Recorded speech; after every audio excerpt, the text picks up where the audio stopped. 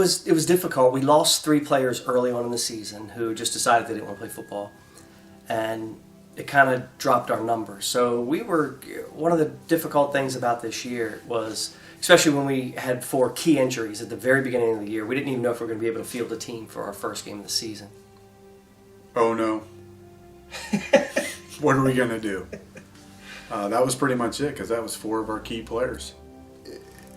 My thought at the very beginning of the year, when we went through some of the things that we went through, was that if we didn't have any bad luck, we'd have no luck at all.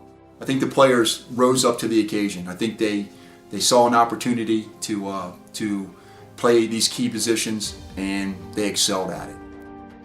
You have a kid playing a position he didn't plan on playing even after the season started, but by the first game he's thrust into probably our most important role on our football team, because we do throw the football. So to watch him handle the team the way he did and lead the team the way he did, it was something special to watch. Oh, I was pleasantly surprised once we really saw the tools that Colby Boggs had, because I think he got overlooked by certain coaches. He wasn't at evaluation, so we really didn't know a lot about the kid, but as soon as he hit the football field, he made his presence known. I didn't know the exact 2 plays you're talking about. The reverse that turned out to be a 40 or 50 yard run, and I'm looking at you going like, who ran that? And it was Colby. And then the very next play, we ran that pass where he was a tight end, a little down and out. And the thing about it, and it's too bad that I don't think the camera caught it, he caught it in stride. I mean, it was a perfect pass, it was a perfect catch, and the defenders never had a chance. I mean, he caught it in stride, and it was off for a touchdown.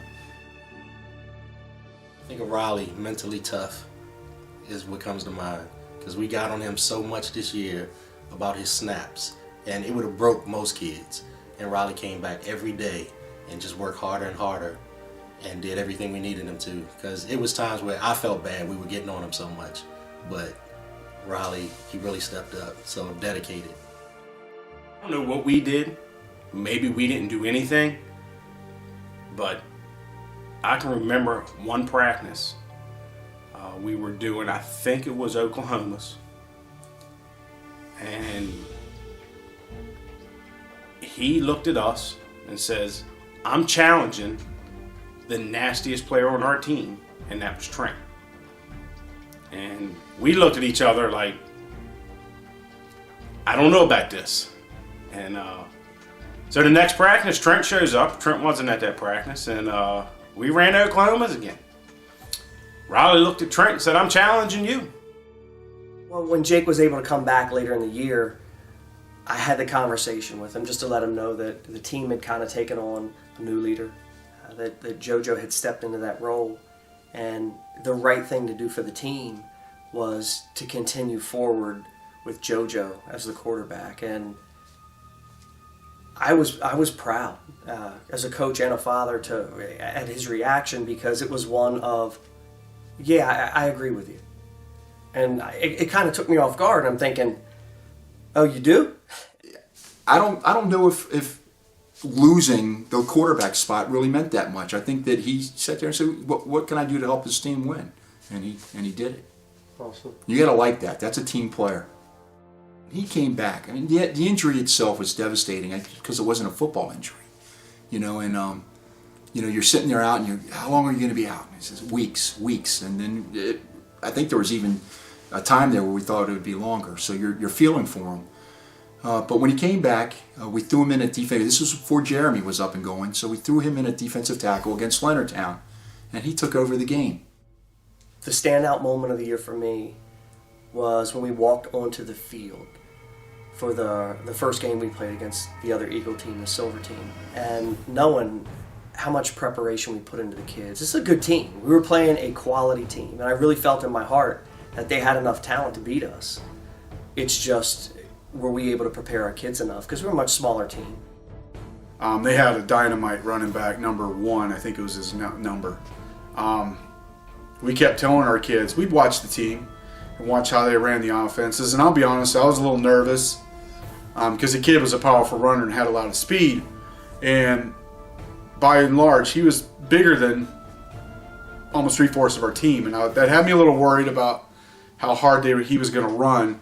And through that entire week we were prepping for them, I would just tell these kids, take away the outside, force them in, and we're going to gang tackle them. And the first drive, once we shut him down, I realized that we got this game. You know, Riley was having an off day. Every football player does. And we put Hayden in, and we had to put him in, I think, 3 or 4 plays into the game. And he nailed him every snap the rest of the game, just nailed it. That was really memorable for me. You know, for some reason, out of all the great plays, great hits, great tackles we made this whole season was when Hayden stepped in there and really dug us out of a huge hole. Because that could be, like I said, that could be the difference in our season. I wasn't there. There was tears. I was with some friends of mine. We were away. You can ask any of them. I was watching it on Huddle, and it was great to watch, but it was tough to watch. It was knowing he fought hard to earn that, to earn that right, that privilege to be trusted enough to be a receiver. And for me not to be there when he caught that ball was tough, but it was a moment I'll never forget. Thank God it was captured on film. Oh, well, I love Ian. A year ago, I had an opportunity to take my kids to a football camp that Ian was participating in. And he was a good player. You know, he was one of the kids who really focused on instruction. And you could tell with the right instruction, he'd be a good football player. So for me this year, when I found out I'd get an opportunity to coach him, I was ecstatic. As a coach, I had the line, but I also had the tackling drills and everything. And just to see that, you're thinking, maybe some of the stuff that I'm teaching is sinking in. And I thought that was pretty cool. Oh, Zamar did a wonderful job for us this year. It's really important to have a kid out there that you can trust and that you know is going to shut down the corner, because if a kid gets outside of our cornerback, if he's fast enough, it's basically a touchdown. I like having him at corner because Zamari, when you tell him to cover a man, he will stay on that man. You know, you don't have to tell him not to let anybody get to the outside. Zamari will do his defensive assignment. So I love having him at cornerback. Even when I coached flag, I would love having him at cornerback because Zamari's going to cover who you tell him to. Z and Eddie, they're my shutdown guys. They know, and they've been coached to know and to read and react. One thing I'm really proud of them is they know how to read if a play is going to be a run or if the wide receiver is going out for a pass. They have the ability to read and recognize that. Well, that's interesting because Eddie Williams, I've always felt like he had a lot of potential inside, and sometimes he kind of holds himself back. But he let loose this year. We gave him a couple opportunities. We watched him practice that he was running really hard, really aggressive, especially on the offensive side of the ball. So we gave him a shot, and he did phenomenal. We were blown away. We threw him back in at 3-back and would occasionally give him a chance to run the ball. And there were several times throughout the year where he broke 40, 50-yard runs. A couple of them were called back, which is frustrating for anyone who's just itching to get in there, but he did great. Josh, a leader, always wanting to learn and always wanting to do his best. I think on defense, Josh would get bored most of the time, standing 20 yards away from everything, but I would always tell him, you gotta get a little more confidence in yourself. I would tell him all the time, you have the best hands in Calvert County. That's what I always tell him. I'm glad you asked me about Troy.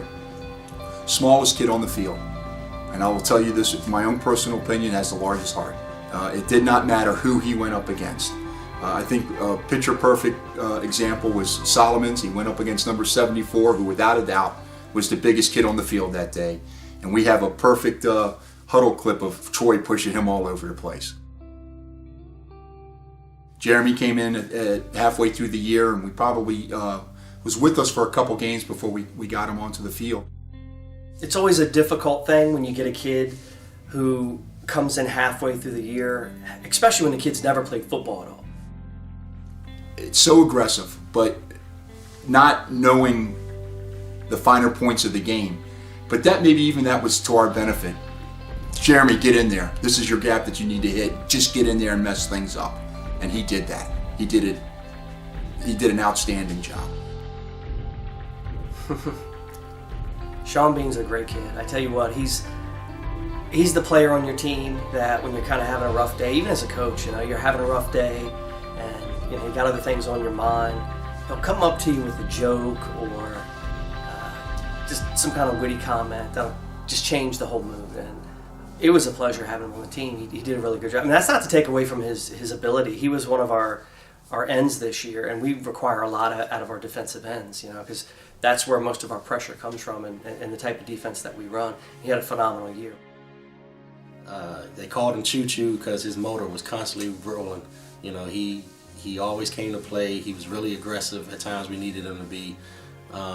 He was always late for everything, so I called him Redline. That was my nickname for him because he reminded me of the DC Metro, because Redline is always late and always has a problem. We almost lost Wayne Miller. He wasn't sure if he wanted to come back and play football, and Steve and I both talked about it, and we were frantically trying to make sure we got a hold of him to keep him locked in, because we wanted him really bad. So we were able to talk him into staying and just giving it a shot, and as luck has it, we ended up getting him on our team, and he had a phenomenal year. He was one of our standout linemen this year. I mean, sometimes we needed a player, we needed a block, he would be the difference maker, who basically sprung either Luke or JoJo or whoever had the ball in their hands, and he did a phenomenal job for us. And that play with Wayne was a perfect example. He double teamed. They controlled that block right off at the beginning of initial impact, and then he peeled off and picked up a linebacker. And that second block, along with the lead blockers from the backfield, probably made that play work.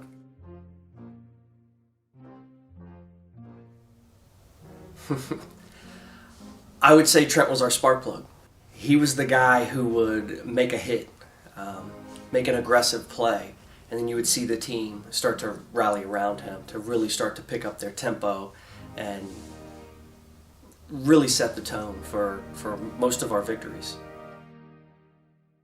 2 years ago when he first started football, he was all into it mentally, but physically he was scared to death. He's come a long way. I call him the split personality. He's a really easygoing kid, quiet kid off the field, on the field.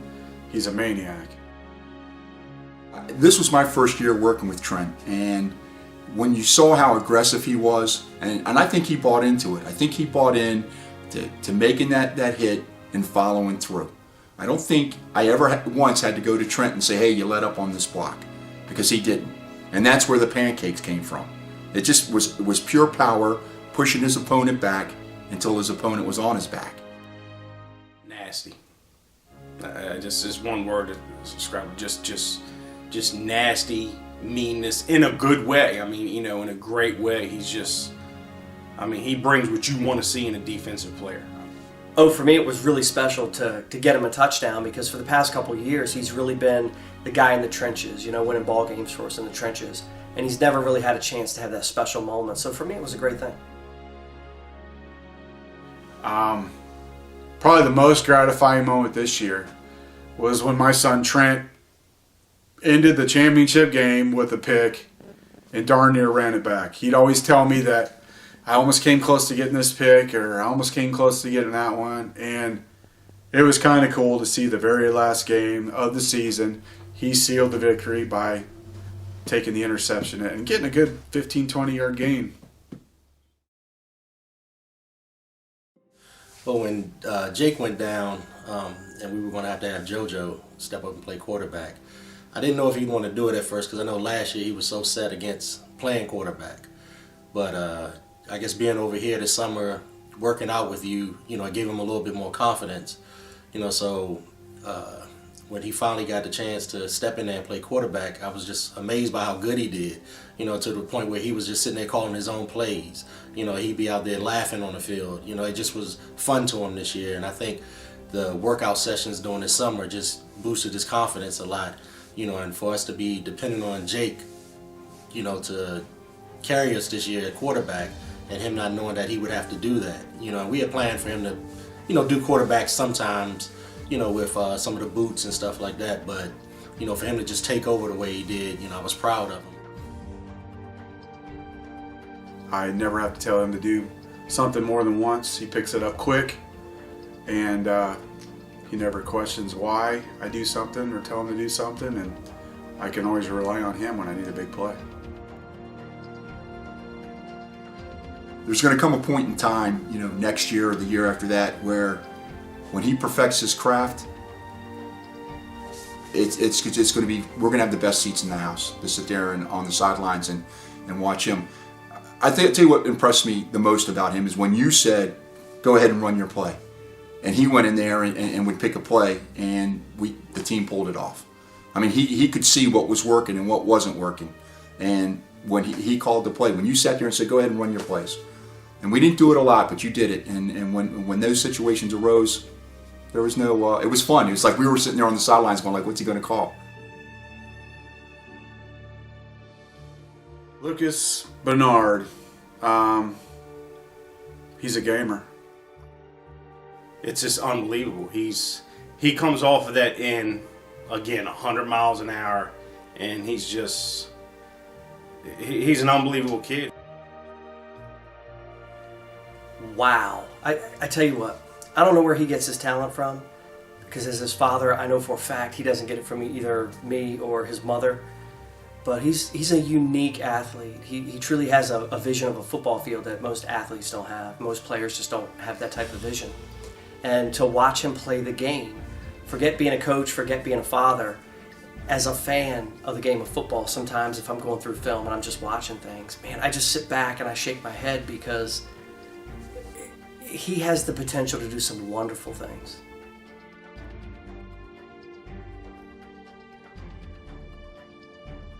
He's an athlete. He's a smart athlete.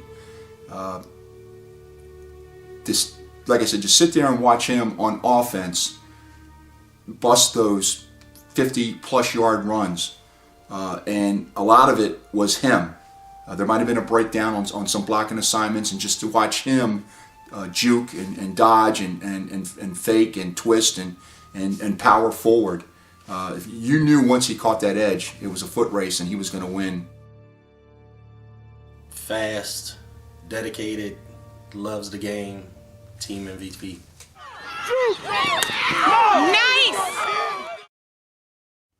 It was a first for me. I've been coaching for 5 years.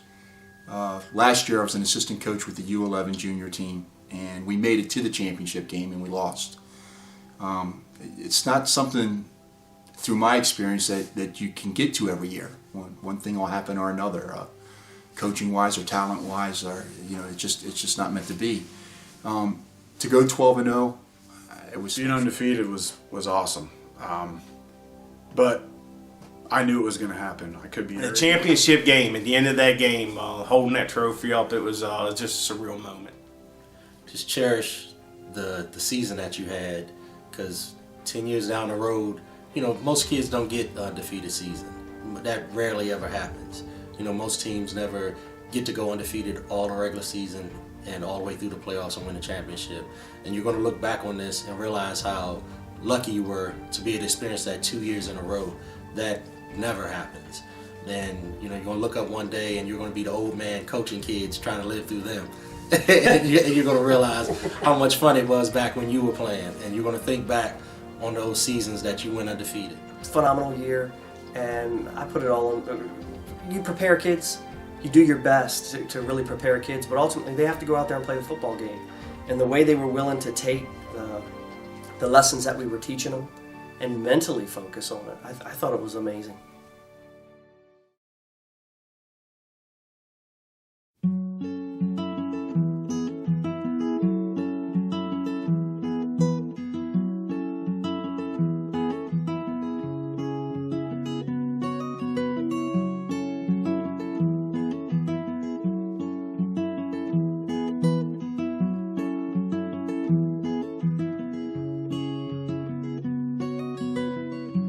Well, it's been years since we carved our names on a clock tower door before everything changed. We were big-eyed boys with a salt on our skin, and we'd throw our kites to the wind, and they fly on and on and on and on, on and on and on and on, on and on and on and on.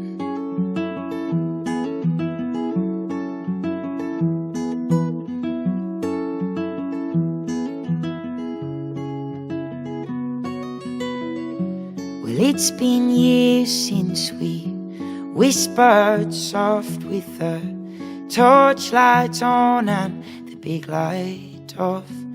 We were tired boys with the soap on our skin, and we'd fall asleep to the wind,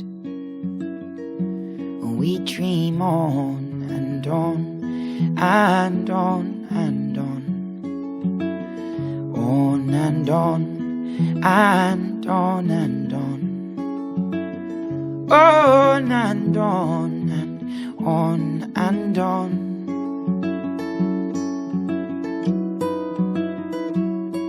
'Cause we're circles, you see.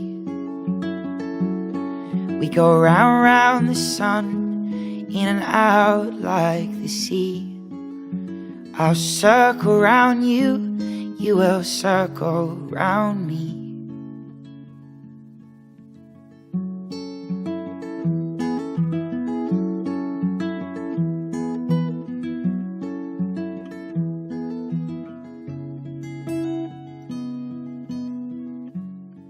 And in years when the torchlight thins and the clock tower's gone and the big light dims, we'll no longer be boys. We'll have lines on our skin, and they'll throw our dust to the wind,